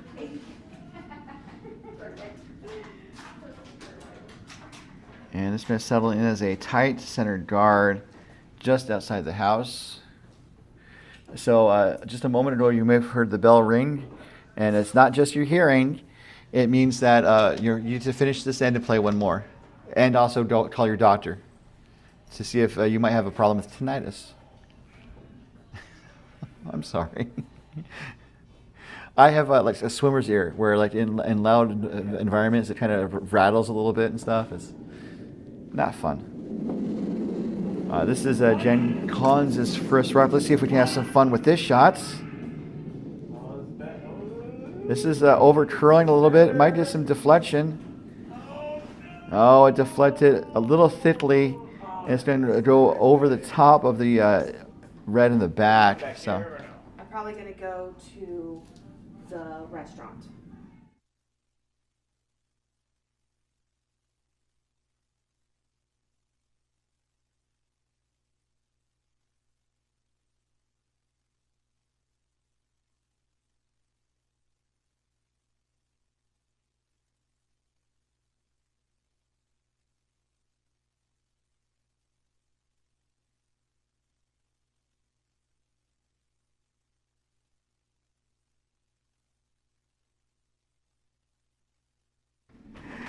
all right, we're just getting ready for our banquet tonight. Our banquet is going to be hosted by Casa Don Juan, which is just on the other side of the shopping center complex, or the business park complex that we're in. So conveniently located. The food is pretty good,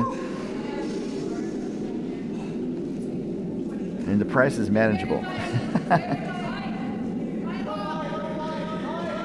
So Quinn's Netstone is looking to, I think, guard that run back on, or tap back on the right side. And this is over curling if it gets over the hog line. And it looks like it's going to be over the hog line, but I don't know how much it actually protects. It protects an okay amount, but I think it's going to force Duncan to just do like a more controlled weight takeout. Let's look at the head-on view. Definitely does look like they can see at least half of that yellow rock as Duncan has the broom down.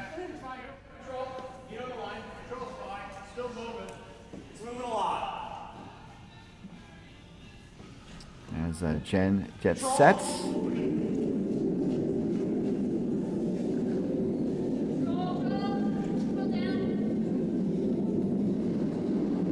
Looking to tap the yellow onto the red. Once it's past the guard, then they can try to coach it over maybe a little bit more. And yellow onto red. Behind the red in the back. And so now yellow is shot buried. So that guard that Wetzel put up is not helping them anymore. And so the question is, what does Scott do here to counter? And it looks like they're going to do the heavy draw, kind of very similar to what Collins just threw.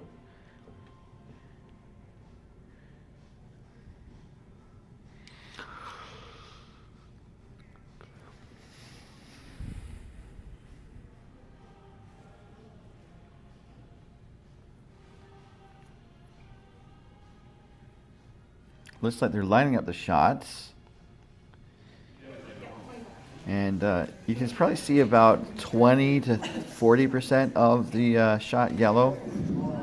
The other possibility is to hit the red on the center line on top of the yellow, and that's a much more accessible shot if they have the curl managed properly. So they have a couple options here. They're looking for kind of the path that I think both teams maybe feel more comfortable with.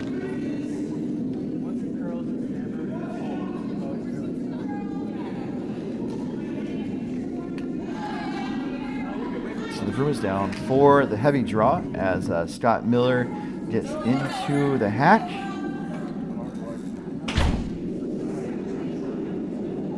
And this is his first without the hammer. Calling for sweep, calling for curl.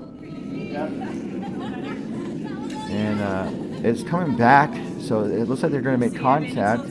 Oh, maybe not. It flashes, unfortunately. So this is the opportunity that I think Team Duncan is looking for to get back into this game. They need to score 2 or 3 here to really have a chance to stay alive.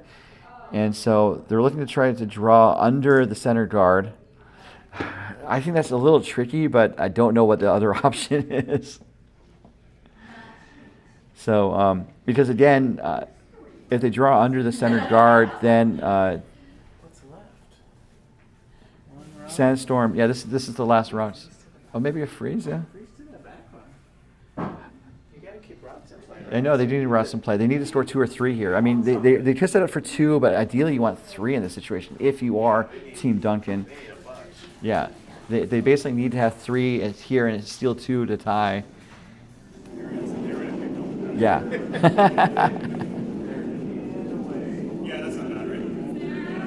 So this is Kenny Duncan's first rock. The warm room, and by warm room I mean Brian Feldman, was suggesting freezing on the back red. This is coming a little heavier than I think they may have wanted. But I just, yeah, so the freeze could have been there, and they would have been sitting 2, and then it would be kind of a challenge for what Sandstorm wanted to do. And as it is, the 4-foot's wide open, and so they could try to draw. It looks like they're trying to angle up a takeout. This is a little crazy here, because like what red is going to contact that yellow? Okay, so I guess what they're looking at. So if you look at this head-on view, if you throw a pistol at that yellow, you can try to set it a double. So they were considering, well, I know Quentin was lining it up. I don't know if Scott was on board. So it looks like they're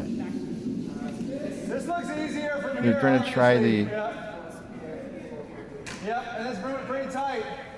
It's not going to get too much curl. Yep, I love it. So after all that discussion, they're going to make a play on the shot stone in the back of the 4-foot, 8-foot area. As Scott's last rock is away, throwing a pistol at this, needs to stay on target, and it's going to be a little wide, and it's going to hit their own red out. So this is the chance that the Duncan is looking for. He's going to cash in, or he has a chance to cash in. He still has to make this draw, but if he makes this draw, he's scoring 3, and then very suddenly he's back within 2, and he has a realistic chance to steal a tie, a slightly lower percentage chance to win, and then Sandstorm still has the high card with a chance for 3. So This is Kenny Duncan's last draw for 3.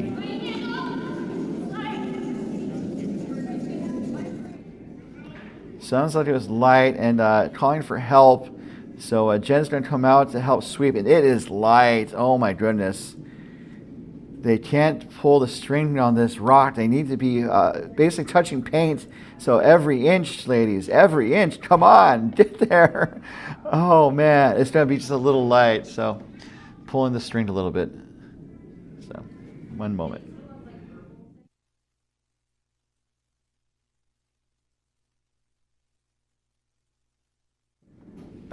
All right, so my goodness, a prime opportunity for Team Duncan to get 3 here. It's just a 2 spot. There's no more games. So there's one more end. You guys are done. We came to drink. We're drinking at the restaurant. I don't want to rub it. You can't create? I don't know if anybody's over there. So we have one more end, and Team Duncan is going to need to steal 3 to tie. So he definitely has his work cut out for him. Just a couple misses by both teams kind of led to that situation.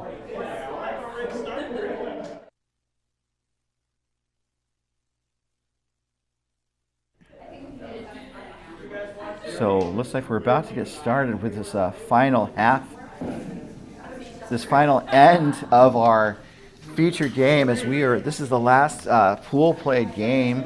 2 games on the ice right now.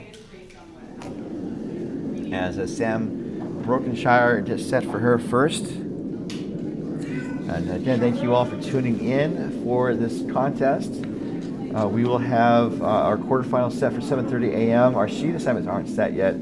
Semifinals at 10:30 a.m. and then the championship final at 1:30 p.m. Also a third place game for those who enjoy, third place games.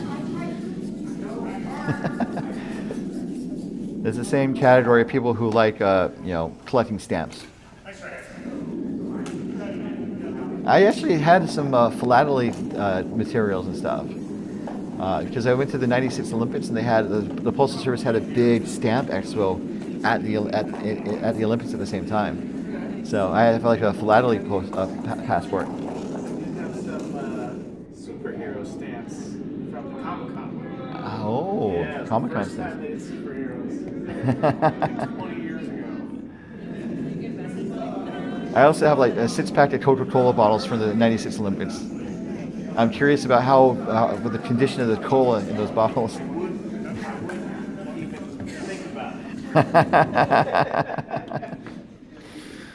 Oh man. Open it up 30 years later. It It's might be worse than smoking 100 cigarettes. it's flat. Also, it's like the people that open up the bottles of champagne that have been underwater for 100 years. And That might be okay. sometimes, or it might be vinegar.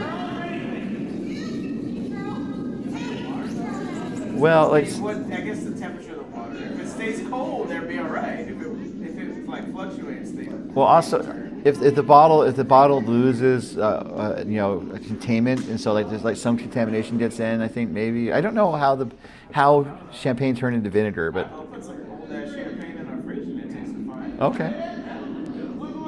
I have a lot of beer in my fridge that still probably tastes okay. Beer goes bad. That's fair. Yeah. I think it keeps fermenting and turns bitter. Oh. Yeah. Well, I know the hops lose their potency. Something. Yeah. Because I tried that with the beer.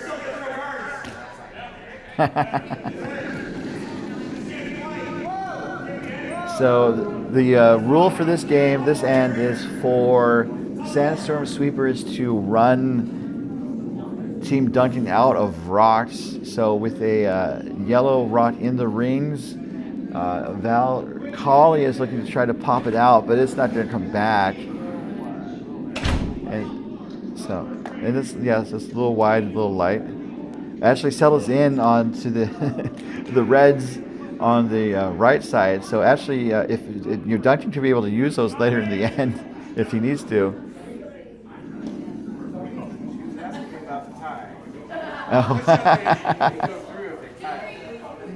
Oh, interesting. Okay. And that's for Duncan?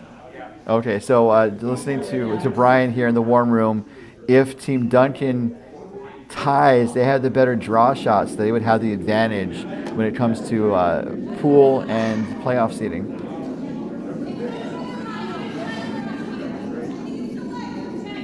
So interesting setup here. Also looking at our other game in action as we have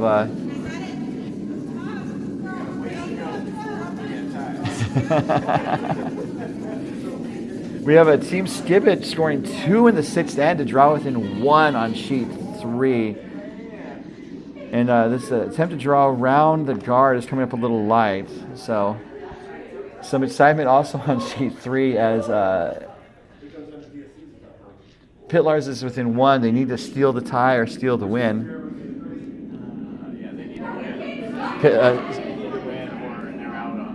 Okay.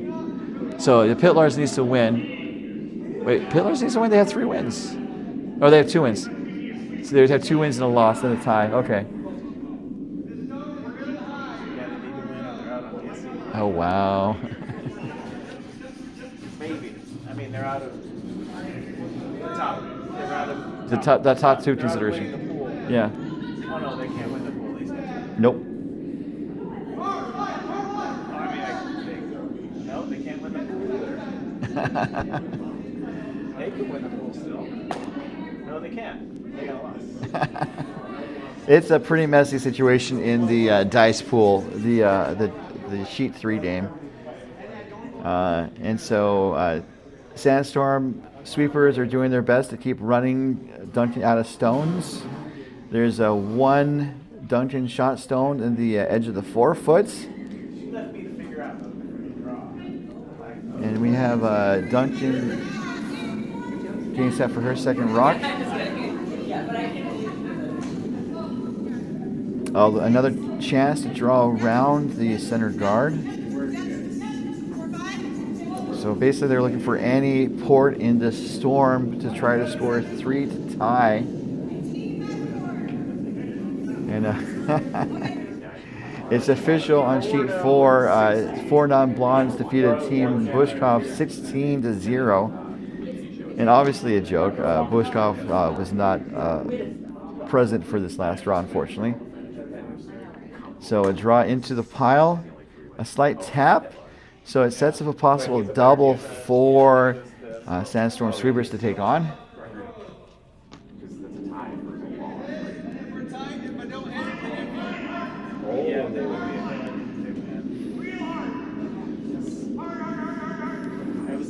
So looking to peel the guard with the last rock from Sarah Miller.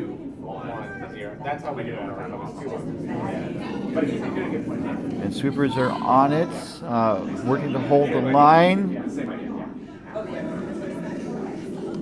And it's going to peel the guard. Where's the shooter going to end up?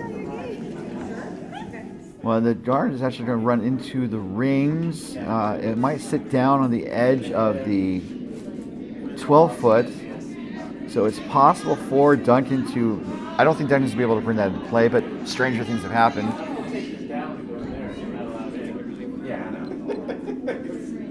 So Duncan's looking to put up a front stone to protect those 2 yellows. And all of a sudden, Team Duncan has something cooking here in this last end.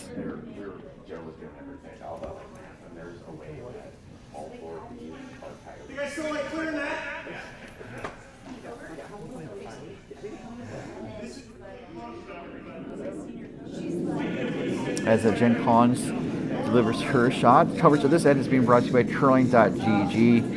Curling.gg is growing fast and has a new beta feature where you can upload a curling photo and recreate a shot to test out different scenarios. Give it a shot at curling.gg. Looking for a front stone. It needs to make sure it doesn't hog. It barely gets over the hog line. So let's look at the head-on view here. Those yellows are somewhat protected. So it looks like looking for a control weight takeout of those yellows, maybe kind of slash the side of those yellows, but they're likely to kind of whip into the reds on the side. As we have Quentin with his next rock.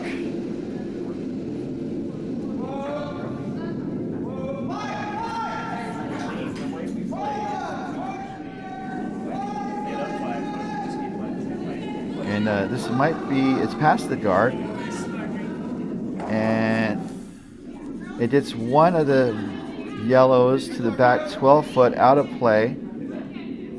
And one of the yellows sticks around, yeah. So they need 3 to tie. And they have 3 yellows remaining. So we are getting to end game here. This crazy game we call shuffleboard on ice.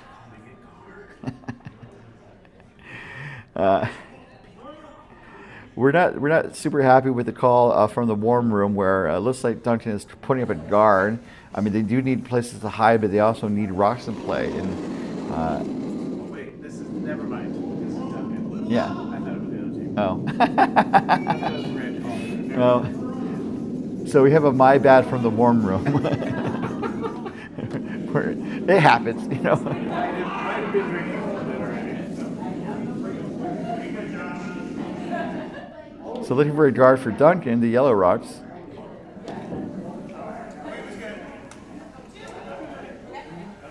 Yeah, I don't hate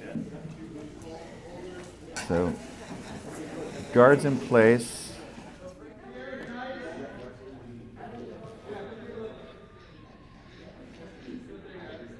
So, throw it this one. ah.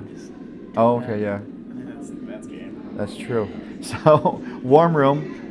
Someone who has a lot of experience skipping, I'll say, is pointing out that Sandstorm Sweepers can basically kind of slash the red on the outside 8 foot onto the yellow and make that yellow go away, and then it's game over. So that's a good point. Yeah.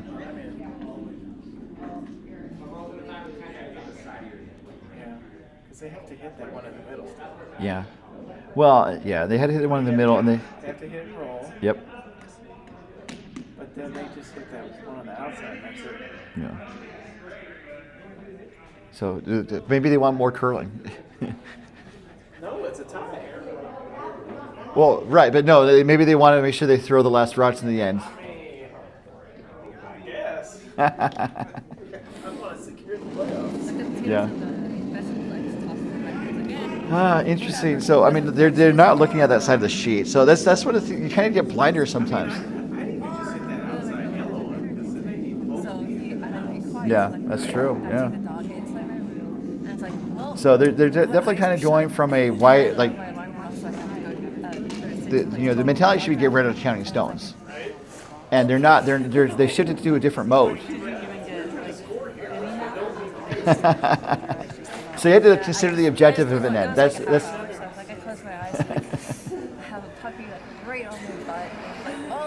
So I mean, the best defense is a good offense, but they don't. Not in this case. The room is down. This is Quentin's last rock. So this is the last of the Vice rocks. And it looks like they are going for the draw.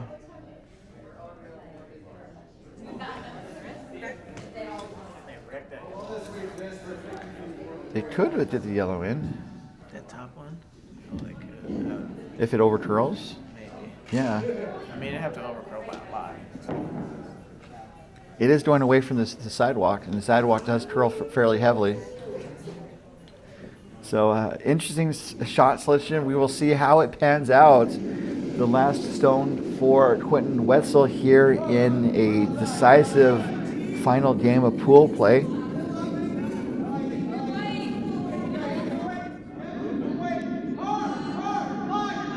Calling hard for sweep.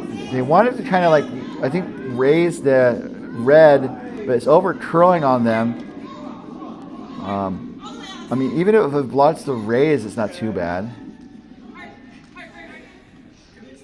And it looks like it's going to block the raise.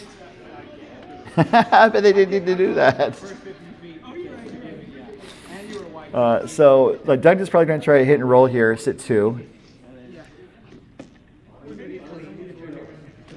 They can't roll wide because it's pretty much game over if they roll wide.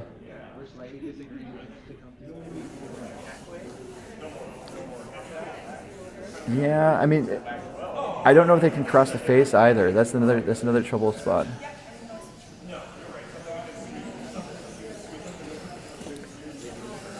Although my camera's slightly askew, but it looks like the red that they maybe want to tap. Yeah, they might have half a rock. Yeah, but then you don't want to roll wide. That's the concern, right? Yeah. Because if you roll wide, it's just an open hit. That's true. So the broom is down for Kenny Duncan, needing to score 3 for the tie.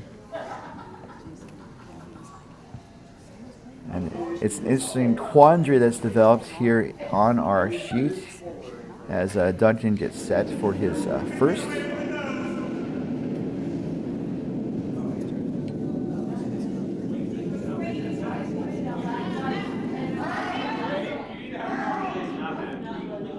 It's curling a bunch.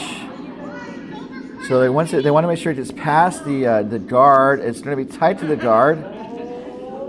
It gets past the guard, and it chips the red to the back 4 foot. So it looks like red is shot now. So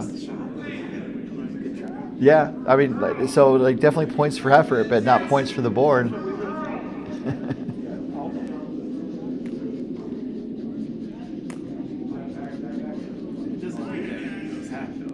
Yeah.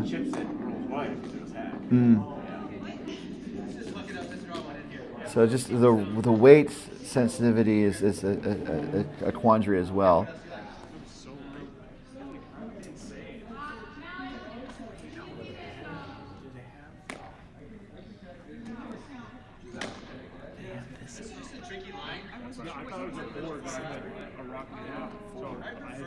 Okay, interesting.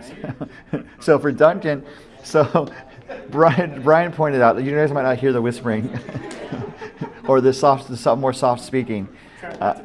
No, it's totally fine. It's just, like if I'm agreeing with you, it's like, what is he agreeing to and stuff. So, so Brian pointed out that shot on the right side, we were thinking it might be useful for Sandstorm Sweepers. It could be useful for Duncan.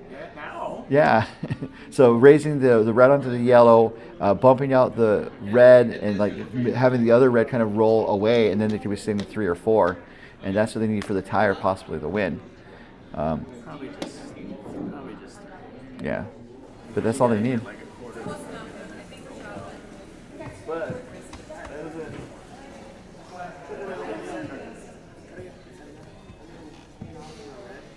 So it looks like they're going to put up a guard after all that conversation.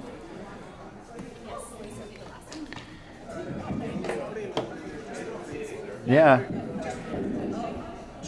So there's talk about that neither team has really looked at that side of the sheet in quite some time, actually.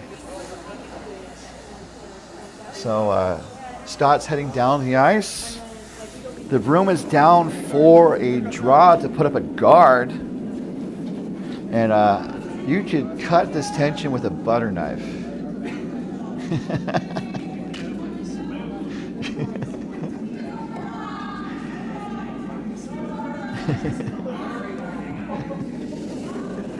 So Scott's shot is away. Looking for the guard. Because I think they're going to try that raise again.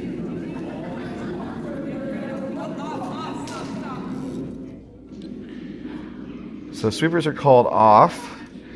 Looking for the guard. And that guard is in a pretty good spot. So now Team Duncan is not looking at the right side either. If we had a camera in this warm room, the facial expressions from Brian Feldman would be highly entertaining.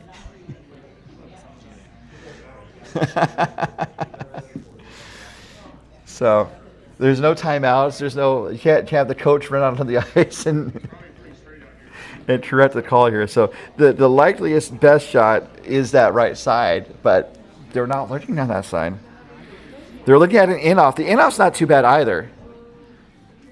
They're looking at hitting, I mean, the angles are a little thin, but they're looking at hitting the left side of the, the left on the yellow on the left side and then rolling back onto the shot red, and they can get 3 that way. But that's dead lined up. I know. Bryant points out that it's lined up on the right side. And I'm on board. I'm on board with team right side. Excuse me. So going for the in-off. And, definitely going for the tie with this shot. As Kenny Duncan tucks over the shot with his front end.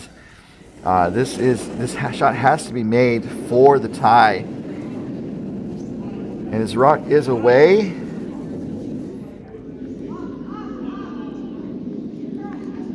Sweepers are called off. Now they're trying to coax it over a little bit more. Is it there?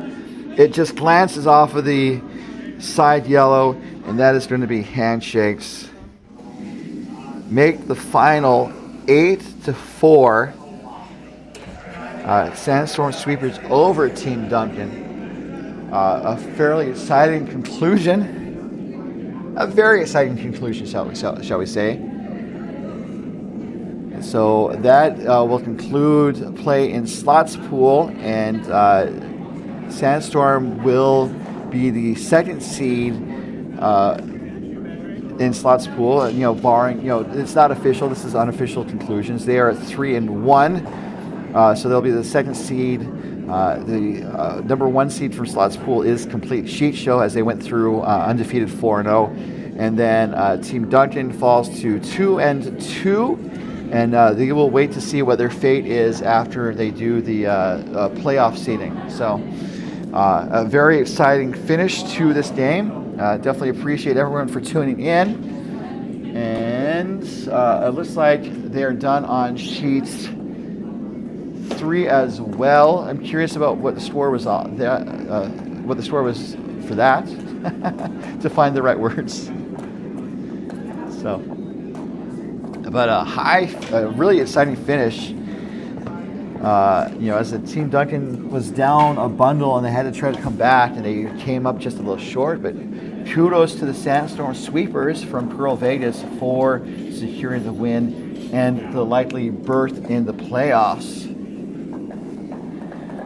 So, as we are wrapping things up, just going to do another thanks to our sponsors.